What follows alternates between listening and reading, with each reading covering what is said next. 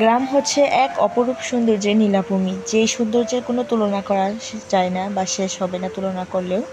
তো আমার কাছে তো তেমনই মনে হয়, আমি আশা করছি আমার আপুদের কাছে ঠিক তেমনটাই মনে হয়।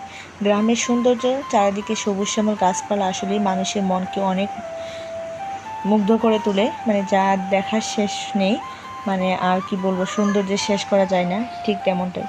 তো হ্যালো ব্রান, আসসালামু আলাইকুম, সবাই কেমন আছেন? আশা করছি আমার প্রিয় আপু ভাইয়েরা, আঙ্কেল আন্টিরা, ছোট্ট সোনামণিরা যে যেখান থেকে বসে আমার ভিডিওটি দেখছেন সবাই অনেক ভালো আছেন।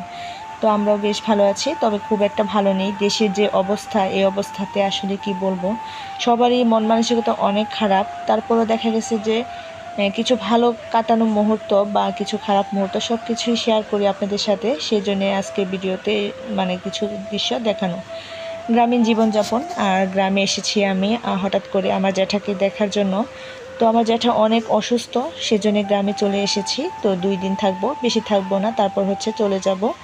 তো সবাই আমার জ্যাঠার জন্য অনেক বেশি দোয়া করবেন যেন আল্লাহ আমার জ্যাঠাকে খুব তাড়াতাড়ি সুস্থ হয়ে যায়। একদিকে দেশের কি অবস্থা, আরেকদিকে তো মানে কি বুঝতেই পারছেন, অসুখ বিসুখ হলে যা হয় আর কি।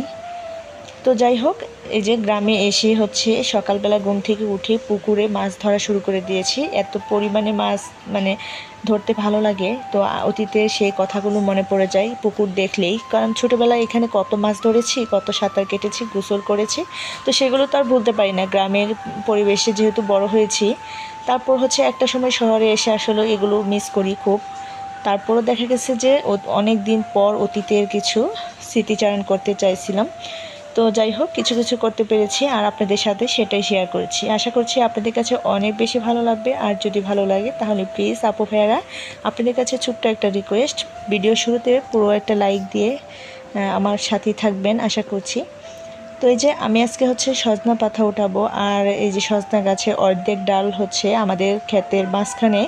তো এই ক্ষেতগুলো হচ্ছে ট্রাক্টর দিয়ে হাল বানানো হয়েছে, এখন প্যাক দেখতেই পাচ্ছেন আমি অর্ধেক ডুবে গিয়েছি।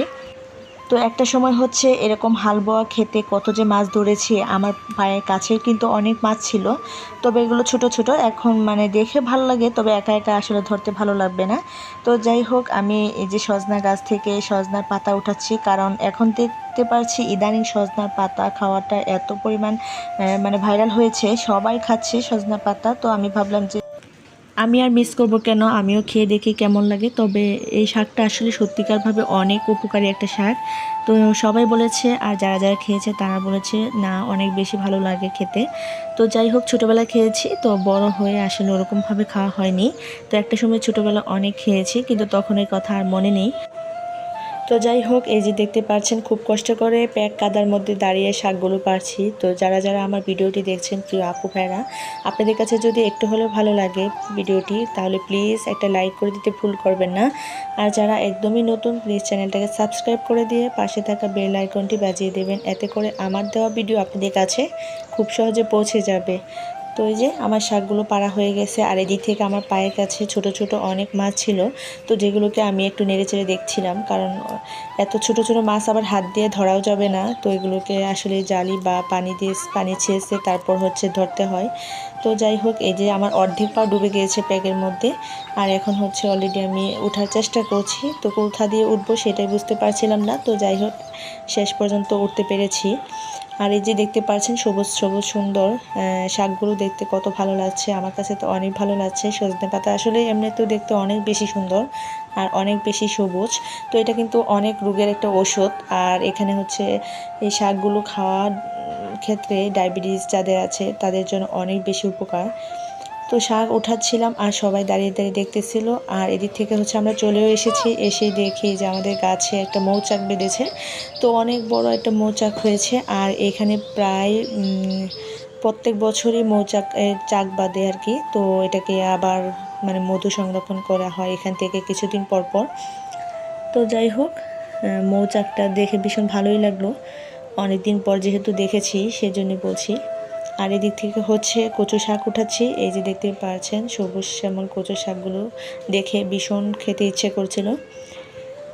তো যাই হোক, এই যে কচু শাকগুলো উঠিয়ে নিচ্ছি, কারণ একদমই কচি কচি আর খুবই সুন্দর লাগতেছিল। তো সেই জন্যই ভাবলাম যে এগুলোকে বাসায় নিয়ে যাব, তো সেই জন্যই তোলা আর কি।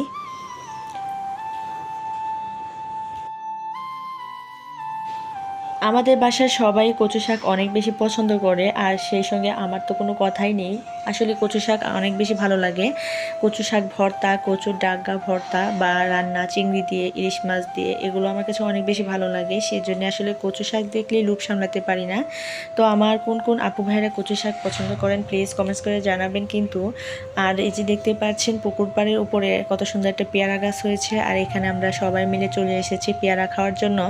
আর এসেই দেখি যে পেয়ারা খুব একটা বড় হয়নি, তবে কয়েকটা একটু একটু একটু বড় হয়েছে, তো সেগুলোই পেরে নিচ্ছিলাম খাওয়ার জন্য। কারণ যেহেতু কচু শাক উঠাচ্ছি, এখানে দাঁড়িয়ে দাঁড়িয়ে খেয়ে নেব, সেই জন্যই আর কি উঠানো। তো এই যে অর্ধেক কচু শাক উঠিয়েছি, আর এদিক থেকে হচ্ছে এই যে পেয়ারাগুলো পেরে নিচ্ছিলাম। আর আমার বোনও হচ্ছে কচু শাক উঠাচ্ছে। তো এই যে সবাই মিলে কচু শাক নিয়ে আসবো, আর এত কচু শাক আছে চারপাশে, মানে কি বলবো। তো এই যে আর এখন হচ্ছে আমার বোন পেয়ারা পাড়তেছিল, তারপর হচ্ছে আরও পেয়ারা পারবো কম বেশি। আর এদিক থেকে যে তাল গাছটা দেখতে পাচ্ছেন, এই তাল গাছে নতুন করে তাল ধরেছে, সেটা আপনাদেরকে একটু শেয়ার করলাম। তো তাল গাছটাকে দেখে একটা কবিতা মনে পড়ে গেল, ছোটবেলায় কত পড়েছি যে তাল গাছ এক পায়ে দাঁড়িয়ে সব বাধা পেরিয়ে উঁকি মারে আকাশে। ঠিক আমরাও সেরকম উঁকি মেরেছি, আর তাল গাছে কেমন তাল ধরেছে সেটাই দেখছিলাম সবাই। আর আমার এই যে দেখতে পাচ্ছেন বাবা সোনাটা আমার সঙ্গে দাঁড়িয়ে দাঁড়িয়ে আমাদের সাথে পেয়ারা খাওয়ার জন্য তো কান্না করতেছিল, আর বলতেছিল পেয়ারা দেওয়ার জন্য, তো তাকে একটু পেয়ারা দিয়ে দিলাম। আর এদিক থেকে যে আমার জ্যাঠা দেখতে পাচ্ছেন, তো খুবই অসুস্থ আসলেই, মানে কি বলবো, হঠাৎ করে এত বেশি অসুস্থ হয়ে গেছে। তো জ্যাঠাকে দেখে খুবই কষ্ট লাগছিল। তো যে অনেক দিন সিএমএসে ভর্তি ছিল। আমার জ্যাঠা কিন্তু সেনাবাহিনীর লোক ছিল, তো সেনাবাহিনী চাকরি করে। আমার আব্বু আমার জ্যাঠা দুইজনে রিটার্ন এসেছে, তো এখন হচ্ছে অবসরপ্রাপ্ত।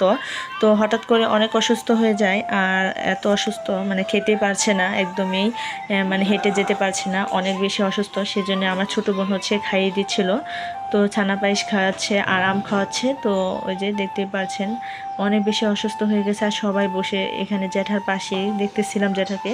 তো সবাই আমার জ্যাঠার জন্য অনেক বেশি দোয়া করবেন, যেন খুব তাড়াতাড়ি সুস্থ হয়ে যায়, আল্লাহ যেন তাকে হায়াত দারাজ করুক। আর দেশের অবস্থাতেও আসলে কোনো চিকিৎসাও তেমনভাবে চালাতে পারছে না। সিএমএস থেকে অলরেডি মানে বাড়িতে ট্রান্সফার করে পাঠিয়ে দিয়েছে।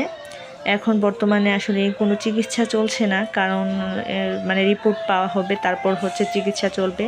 আর এই পর্যন্ত এখনও কোনো রিপোর্ট হয়নি। আর এই যে দেখতেই পাচ্ছেন এখানে আম্মু হচ্ছে মাছ কাটতেছিল, আর আমি মাছগুলো আম্মুকে দিতেছিলাম। এই যে পুকুর থেকে বসি দিয়ে মাছ মারার মজাটাই অন্যরকম, আর সেখানে আমি বেশিরভাগ মাছ পেয়েছি, আমার কাছে অনেক বেশি ভালো লেগেছে। এই যে দেখতে পাচ্ছেন টাটকা টাটকা পুঁটি মাছ খেতে কিন্তু ভীষণ ভালো লাগে। আর এখানে যে দেখতে পাচ্ছেন বসির মধ্যে মাছ ঝুলতেছিল, পুঁটি মাছ দেখতে কিন্তু ভীষণ সুন্দর লাগতেছিল। আর এটা হচ্ছে আমার কাকাতো ভাই মাছগুলো ধরছে এখন, তো সে একটার পর এক মাছ নিয়ে আসছে আর দেখাচ্ছে, তো অনেক বেশি ভালো লাগছিল দেখে। আর এত সুন্দর লাফাচ্ছিল, তাজা তাজা মাছ দেখলে কার না ভালো লাগে বলেন। তো আসলে এরকম মাছ কিন্তু আমরা শহরে যারা থাকি তারা কিন্তু খুবই কম দেখতে পাই। তো সেই জন্য গ্রামের প্রাকৃতিক পরিবেশে আসলে তুলনা হয় না। মাছ, সবুজ শ্যামল গাছপাতা, লতা পাতা খেয়ে কিন্তু আসলে অনেক বেশি ভালো থাকা যায়, যেটা আসলে শহরে সম্ভব হয় না। তো আর গ্রামের মজাটাই আসলে অন্যরকম। এখানে প্রাকৃতিক পরিবেশে বড় হওয়ার মানে কি বলবো, এতে যে শরীরের জন্য কতটা ভালো সেটা যারা শহরে থাকি তারাই উপলব্ধি করতে পারি। আর এদিক থেকে দেখতে পারছেন আমরা এখানে মজা করছিলাম, সবাই মিলে পানি সেচতেছিলাম। আর এখানে এই যে জ্বালা খেতে পানি দেওয়া হচ্ছিল, তো আমার জ্যাঠাতো ভাই ওরা হচ্ছে জ্বালা খেতে পানি দিচ্ছে, আর আমরা একটু শয়তানি করে এখানে দেখতে পাচ্ছেন পানি সেচে নিচ্ছি। তো সেচতে তো পারছি না, তারপরে চেষ্টা করছি মজা করে আর কি।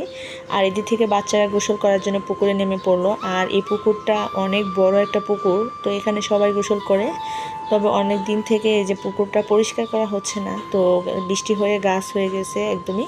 আর এদিক থেকে হচ্ছে ওরা গোসল টোসল করে নিল। তো আম্মু হচ্ছে এখন এই যে কলার থোড় উঠাবে। তো আমার এক কাকার গাছ থেকে কলার থোড় পেড়ে নিচ্ছে। তো এই যে তো কাকা হচ্ছে পেড়ে দিচ্ছে, আর এদিক থেকে আমরা কলার থোড় কিন্তু অনেক বেশি পছন্দ করি। তো আমার আম্মু অনেক বেশি পছন্দ করে, সেই জন্যই যেহেতু আমরা বিকালবেলা চলে যাব সেই জন্যই সব কিছু একে একে রেডি করে নিচ্ছিলাম। আর গ্রামের এই প্রাকৃতিক পরিবেশের সাথে সব কিছুই মানে অনেকটাই ভালো লাগে, বাচ্চারা অনেক বেশি পছন্দ করে। তো এই যে যাই হোক, থোড়গুলো পাড়া হয়ে গেছে, এখন হচ্ছে আমরা মানে আমাদের বাড়িতে চলে যাচ্ছি। তো এই যে কাকাদের বাড়ি কিন্তু আমাদের বাড়ির সঙ্গেই। তো আজকের মতো এই পর্যন্ত, সবাই ভালো থাকবেন, আল্লাহ হাফেজ, আসসালাম।